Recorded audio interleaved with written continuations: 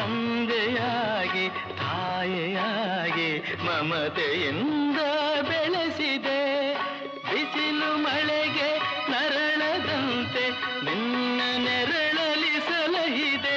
ಆ ಪ್ರೀತಿಯ ಮನ ಮರೆವುದೇ. ನಿನ್ನ ಕಂಗಳ ಬಿಸಿಯ ಹನಿಗಳು 100 ಕಥೆಯ ಹೇಳಿದೆ. ನಿನ್ನ ಪ್ರೇಮದ ನುಡಿಯ ಕೇಳಿ 100 ನೆನಪು ಮೂಡಿವೆ.